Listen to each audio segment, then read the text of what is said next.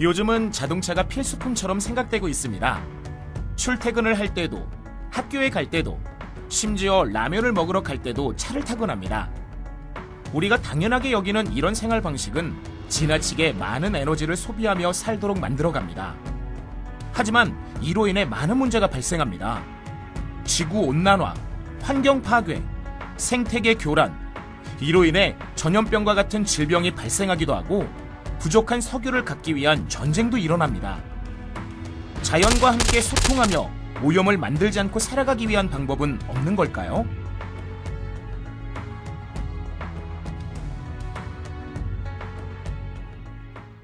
자동차를 모두 없애버릴 순 없겠지만 같은 양의 에너지로 자동차를 타고 가는 것보다 52배의 거리를 이동할 수 있는 교통수단이 있습니다. 바로 자전거입니다. 우리가 무심코 지나쳐버릴 수 있는 자전거는 환경, 교통, 건강, 에너지 문제를 해결할 수 있는 효과적인 방법입니다.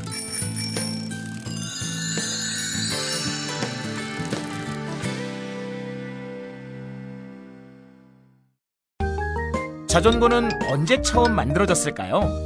드라이진에는 1816년 드라이스가 만든 놀이기구입니다. 모양은 자전거와 비슷하지만 교통수단이 아니라 킥보드와 같은 놀이기구 용도로 만들어졌습니다. 1855년에 앞바퀴에 페달이 달린 자전거가 탄생합니다. 피에르 미쇼가 디자인한 것입니다. 벨로시페드는 빠른 발이라는 뜻이지만 빨리 달리고자 하면 다리가 고생이군요. 그래서 사람들은 본쉐이커라고 불렀습니다. 그래서 앞바퀴를 아주 크게 만든 자전거로 변화합니다. 하지만 좀 위험하죠? 1885년에 뒷바퀴를 체인으로 굴리는 안전자전거가 만들어졌습니다. 현재의 자전거와 거의 같군요. 영국의 스탠리가 만든 이 안전자전거를 응용한 여러 가지 자전거들이 오늘날까지 널리 사용되고 있습니다. 일상적으로 사용하는 생활자전거부터 빨리 달리기 위한 경기용 자전거, 비포장도로를 달리는 산악자전거, 여러 가지 묘기를 부릴 수 있는 BMX 트라이얼, 요즘은 트레일러를 달기도 합니다. 앉아서 타는 자전거 리컨번트, 이 자전거는 시속 130km까지 달린 기록도 있다는군요. 요즘 볼 수 있는 여러 가지 자전거들은 1885년에 만들어진 안전자전거를 토대로 개발된 것입니다. 그러나 1490년에 이미 자전거를 고안한 사람이 있었답니다.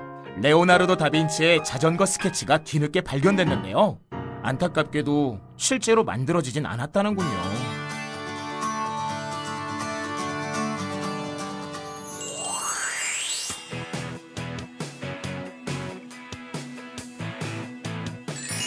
자전거를 타고 가면서 꼭 지켜야 할 것, 그 첫 번째는 교통법규입니다. 도로교통법에도 자전거는 차로 분류됩니다. 교통신호를 잘 따라야 하고 자동차와 같은 방향으로 오른쪽으로 다녀야 합니다. 역방향으로 다니는 것은 절대 위험합니다.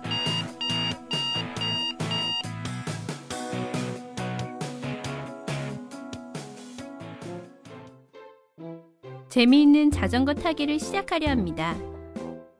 약속 시간 늦겠네. 집을 나와서 이제 출발. 12시에 삼촌과 만나서 동네 공원으로 놀러 가려고 합니다.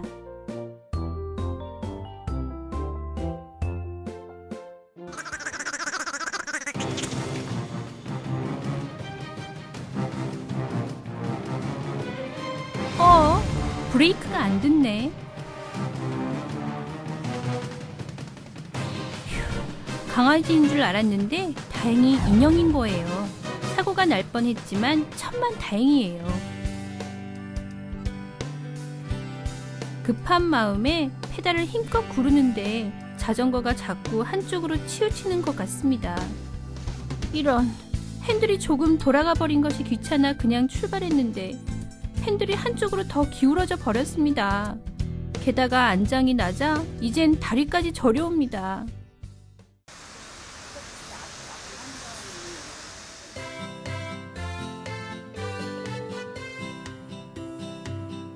이런, 힘을 주어 보도턱으로 올라가는데 갑자기 타이어가 주저앉아 버렸어요. 어떡하죠? 삼촌은 벌써 도착해서 나를 기다리고 있고 자전거 가게는 근처에는 없어요.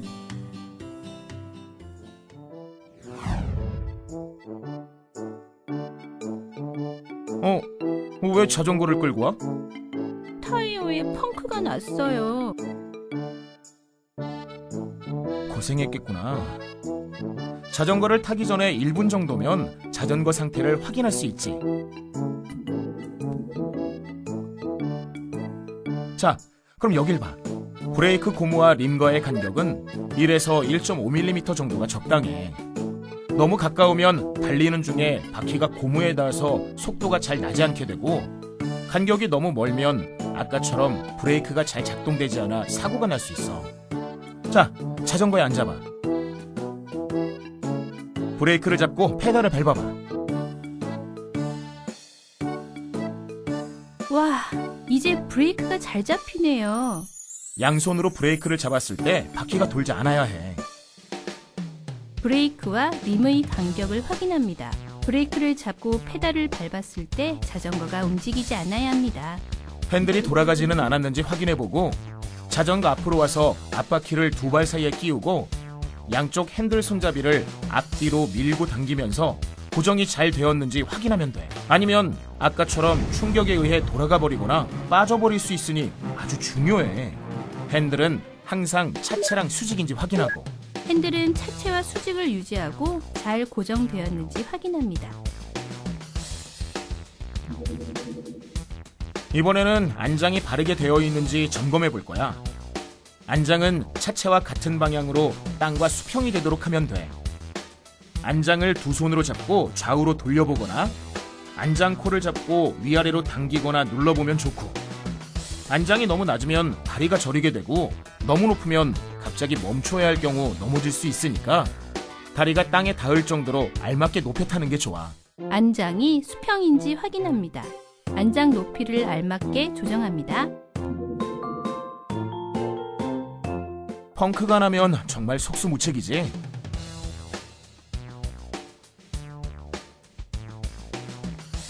자, 그럼 안장에 한번 앉아봐.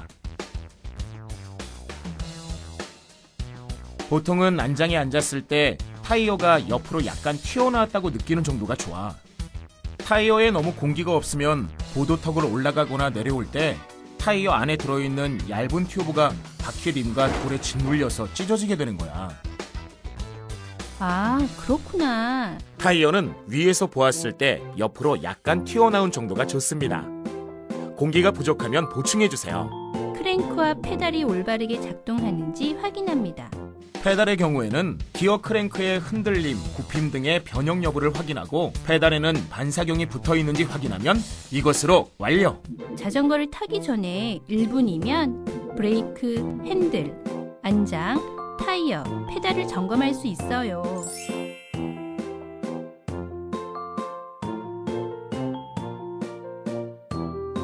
안전모를 꼭 쓰도록 하세요.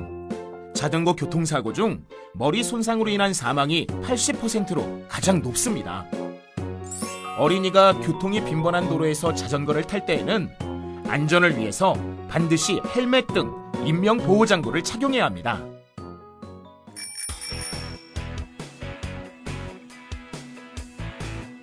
자전거의 앞에는 하얀 등, 뒤에는 빨간 등이 있어야 하는 이유는 자동차나 보행자로 하여금 자전거의 진행 방향을 알려주는 거니까, 적절한 색상의 등을 알맞게 장착하는 것은 무엇보다 어두워진 길에서는 중요합니다. 어두운 옷보다는 밝은 옷을 입는 게 안전하겠죠? 길에서 자전거를 탈 때는 자전거의 오른쪽에서 타고 내리는 습관을 가지는 것이 안전합니다. 출발 전 뒤쪽을 확인해서 안전하게 출발할 수 있는지 확인하고 출발하세요. 내릴 때는 자전거가 완전히 멈춘 후 뒤쪽의 상황을 확인하고 내려야 합니다. 이제는 자전거와 관련된 교통안전 표지를 살펴봅시다. 자전거만이 통행할 수 있는 도로 또는 전용 구간입니다. 자전거 전용 도로가 있다면 그 도로를 이용하세요. 자전거와 보행자가 함께 이용할 수 있는 도로입니다. 자전거 운전자는 특히 보행자의 안전에 주의해야 합니다.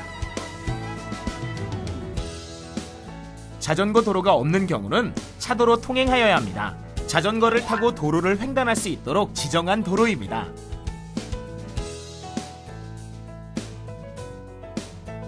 차도에서는 우측으로 통행하고, 차도의 우측 가장자리 1m 범위에서 안전하게 도로를 이용합니다.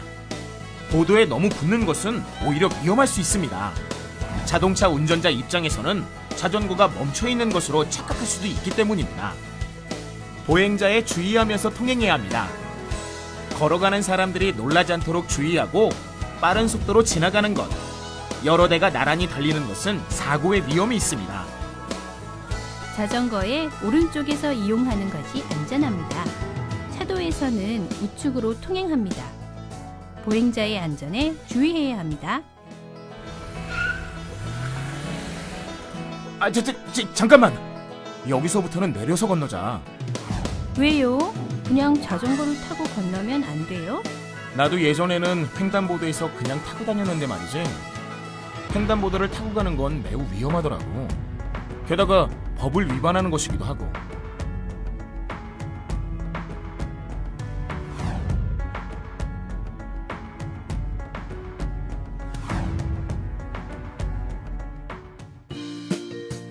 도로를 횡단할 때 자전거 횡단도가 있으면 타고 건너고, 횡단보도에서는 반드시 내려서 건너야 안전합니다.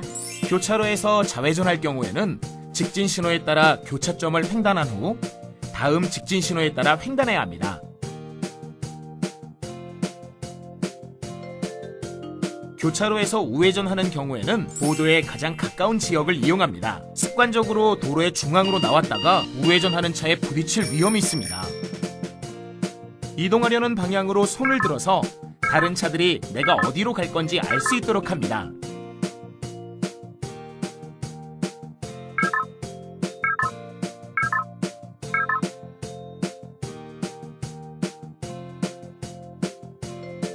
멈출 때에도 왼팔을 아래로 향하게 정지 수신호를 한 후 멈추면 더 안전합니다. 교차로에서 좌회전할 때는 직진 신호에 따라 교차로를 횡단한 후 다음 직진 신호에 따라 횡단합니다. 우회전할 경우 보도에 가까운 지역으로 우회전해야 해요.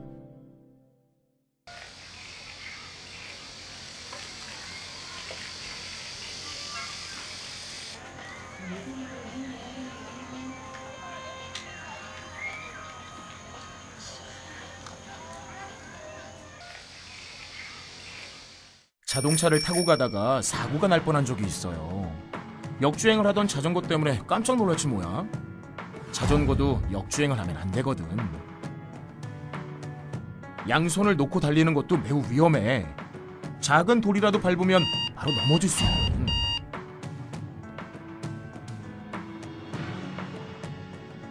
골목길에서 큰 길로 나갈 때 일시 정지하고 좌우를 살펴야 해. 차가 안 오는지 확인하고 도로로 나가야 하는 거야. 세워진 차 옆을 지날 때는 안전한 거리를 띄우고 지나가야 해.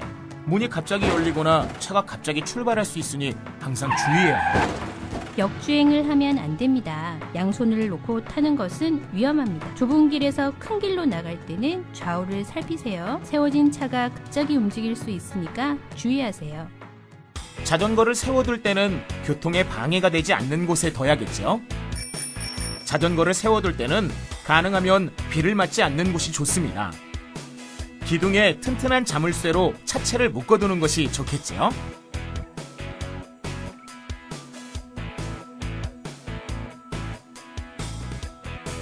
자전거는 도로교통법상 차로 구분되는 친환경 교통수단입니다. 현재 대부분의 운전자는 자전거가 차라는 인식을 하지 못해 도로로 나온 자전거에게 경적을 울리거나 가까이 붙어서 위협을 하거든요. 자동차 운전자 입장에서도 자전거를 배려하는 문화를 익힐 필요가 있습니다. 먼저 자전거를 추월할 때에는 자동차 한 대 정도의 거리를 두고 왼쪽으로 추월합니다. 가능하면 다른 차로를 이용하여 앞지르는 것이 좋습니다. 우회전을 할 때나 자동차를 타고 내릴 때에도 뒤쪽에서 자전거가 오고 있는지 살펴보도록 합시다. 여러분의 부모님이나 주변의 운전자들에게도 자전거가 도로를 함께 이용하는 친환경 교통수단의 하나라는 사실을 알려주고 자전거를 배려하는 습관을 갖도록 도와주세요.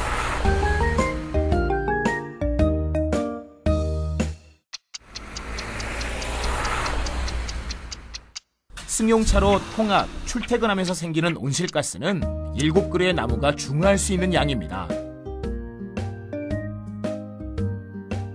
바꿔 말하면 승용차 대신 자전거를 이용함으로써 1년에 7그루의 나무를 심는 셈이죠.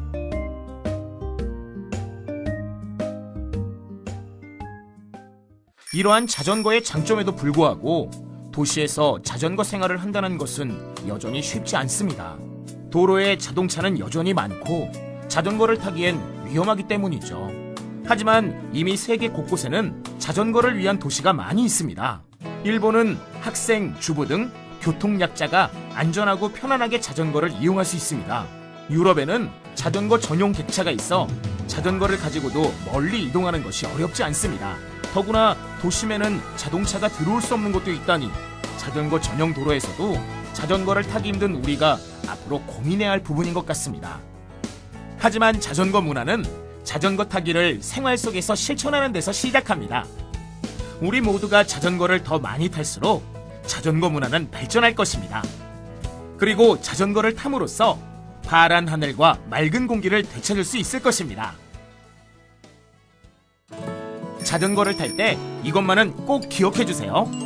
자전거는 놀이기구가 아니라 차입니다. 우측 통행을 해야 하고 오른쪽에서 이용하는 것이 안전합니다.